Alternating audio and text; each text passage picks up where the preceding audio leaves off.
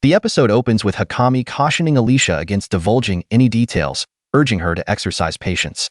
Alicia's thoughts drift to Az's vow to escort her back to Fortina before her spring nuptials, a promise he'd given with utmost certainty.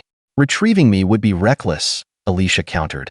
This is a complicated affair, and I fear he may have overextended himself on my behalf.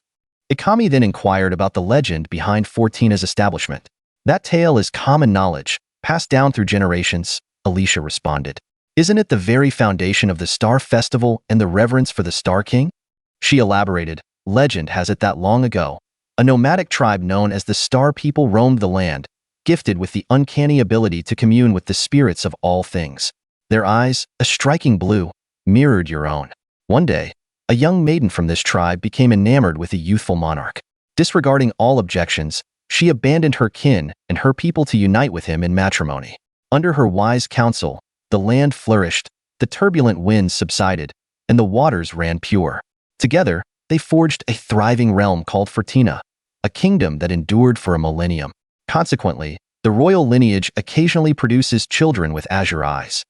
Alyssa supplemented, while this portion of the narrative is widely recognized, few comprehend the reason princesses blessed with blue eyes are consecrated to the sisterhood, or why they are nurtured within the Star Palace walls.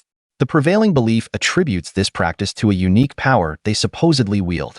Hence, it stands to reason that Fortina would strive to safeguard this union from any disruption, ensuring I remain unclaimed by another. Yet, Alicia departed, her mind preoccupied with Azza. His visit had been more than a mere courtesy. He'd expressed his intent to take her away. His melodic voice and captivating, feline-like eyes had stirred a thrill within her, though the path ahead remained shrouded in uncertainty. Just then, Prince Set approached, inquiring, "What troubles you, my lady? Are you yearning for home once more?" He sat at her invitation, leaning in for a kiss. Startled, Alicia caught his head, exclaiming, "Such behavior is unbecoming. We are not yet wed, and this is strictly prohibited." He held her close, his anxiety palpable. Alicia pondered the source of his intense fascination. She posed a question. "Were I to beseech you to abstain from assaulting Fortina, what course would you take?" Set's reply was resolute. "The decree to invade Fortina has already been issued. The throne belongs to the one who takes the princess of Fortina as his bride. The prince, born of the union between Galgada and Fortina, serves as a valuable instrument of dominion. The desires of the Fortina princess hold no weight." A surge of anger coursed through Alicia. So his interest is merely a ploy to seize the throne, she realized. Aloud, she declared, "I require some fresh air," and fled, a profound sadness weighing upon her. Set isn't to blame, she reflected. But how often have I felt this utter helplessness, perpetually at someone's mercy? Yet, succumbing to despair won't mend anything. Overcome with emotion, she sank to the ground, tears streaming down her face, gazing at the city spread below. From this towering fortress, the city appears diminutive, yet in truth, it surpasses the castle in scale, she murmured. Then, with newfound resolve, she declared, "My course is set. I must challenge the Galgada sovereign." The scene transitioned to the city's combat arena, where numerous generals had assembled. Each vied for the hand of the Fortina princess, the victor destined to ascend the throne. Triumph was the paramount objective. It appeared Prince Uar sought to utilize the tournament to reclaim his honor after past defeats. This year, perhaps, victory was within his grasp. No one seemed to have detected the shifting alliances, even the emissaries remained tight-lipped. Just then, Alicia entered, her attire elegant, her beauty breathtaking. The onlookers were mesmerized, likening her to a precious gem. She proceeded to the grand hall, where the populace and the Galgada ruler, Aregata, awaited. She courteously requested leave to speak. She began by expressing gratitude to the sovereign for granting her presence and the privilege of selecting the future king. She acknowledged rumors that some contestants sought to claim her as a tournament prize, but she contended that she, too, merited a royal reward. As she spoke, a guard prompted her to state her request. With unwavering boldness, she petitioned the Galgada ruler for the return of Fortina. Her words stunned the assembly, and the monarch offered no immediate response. Then, the Galgada ruler emerged, and Alicia was astonished to discover the monarch was a queen, not a king. Identifying herself as Noah Halley, the queen of Galgada, she caught Alicia off guard. Noah acknowledged Alicia's Fortina origins, but questioned her perceived worthiness of such a substantial recompense. "My value is indisputable," Alicia asserted confidently. The queen then extended an invitation to Alicia to observe the tournament from the elevated vantage point. Meanwhile, Izora reflected on his misplaced expectations, a sense of helplessness washing over him. Reclaiming Fertina seemed an impossible feat. Queen Nina remained indifferent to his schemes, effortlessly thwarting them, a formidable obstacle in his path. Azar admired her audacity, a trait reminiscent of how, since her departure, he'd been unable to achieve anything of significance. The king had once reprimanded him. We erred in permitting the starry nun to marry into a foreign land. Azar had pledged to bring her back and shield their land from Galgada's advances. The king had concurred, noting that if their strategy unfolded as envisioned, it would be a double victory. He'd even offered Azar the throne for a year, contingent on achieving tangible results within that time frame. Resolute, Azar vowed to devise a means of retrieving Fertina. Back at the tournament, the combatants clashed fiercely. Noah explained to Alicia that the tournament was a contest of rank and prestige. Soldiers and warriors representing the prince's factions participated, while princes and generals were barred from entering the arena. This decree was enacted after the heir apparent perished in a prior tournament. This ensured the warriors could engage freely, unimpeded by external influences. Alicia inquired about Noah's relationship with the four princes. Noah revealed they were all sons of the deceased king, her elder brother. After his passing, the princes were still minors, and the responsibility of preparing the throne for them fell upon her. Alicia remarked, that explains their various deficiencies.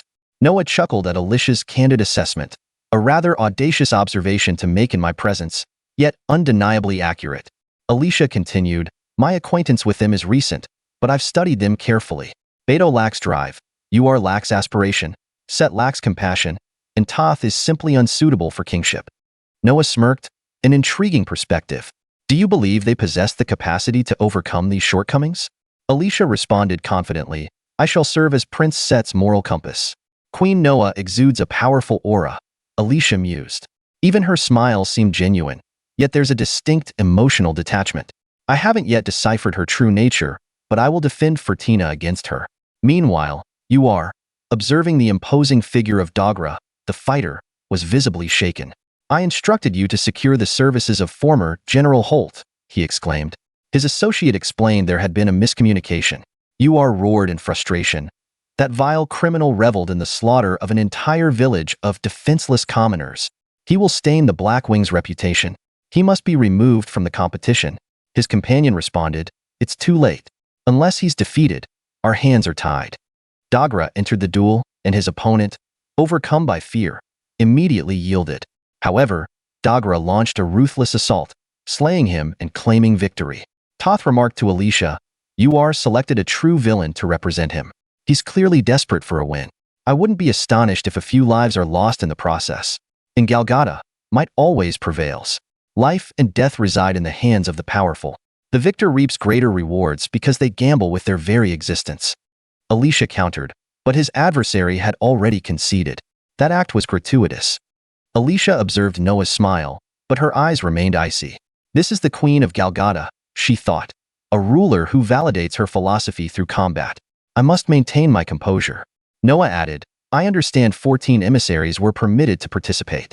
Perhaps they will ultimately confront Dogra. The subsequent duel commenced, and Dogra vanquished yet another opponent. Afterward, a man approached Prince Set, urging him to accompany him elsewhere. Meanwhile, Alicia's fury over the unfolding events intensified.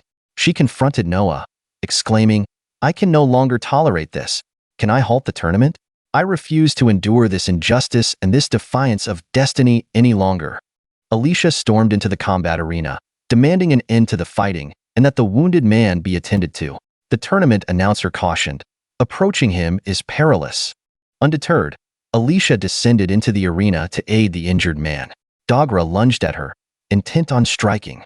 Alicia narrowly evaded his blows, standing firm despite the imminent danger. Toth commented, I hadn't anticipated her entering the arena. Dogra's sole objective was Alicia's elimination. Meanwhile, a man address said, the Blackwing faction has enlisted former General Holt. Perhaps we should alert the Queen. Set responded apathetically, is that all you wish to convey? Do as you see fit. The man replied, I shall inform the Queen. However, Set reconsidered. On second thought, I'll go myself. I must retrieve Nina in any case. The man, perplexed, inquired, who is Nina? He quickly realized it was Princess Alicia's childhood name.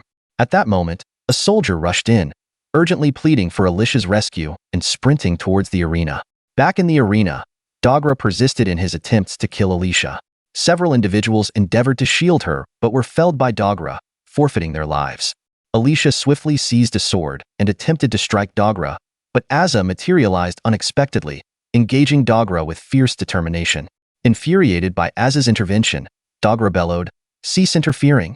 Azza fought with all his might, but his attacks proved ineffective. Dogra taunted him, "I am impervious to pain. Your efforts are futile." As the situation grew increasingly desperate, Queen Noa observed, "He is undeniably powerful and adept, but what motivates his attempt to assassinate the Fertina princess?" Deeply concerned for Azza, Alicia knew he lacked combat prowess. Meanwhile, a servant muttered under her breath, "I'm powerless to intervene amidst this throng." Suddenly, Set appeared and charged at Dogra, finally landing a blow. Azza checked on Alicia to confirm her safety. Set then delivered a decisive strike to Dogra, roaring, "Lay another hand on her, and I will end you." Alicia, her heart heavy with grief and turmoil, was overwhelmed by the events.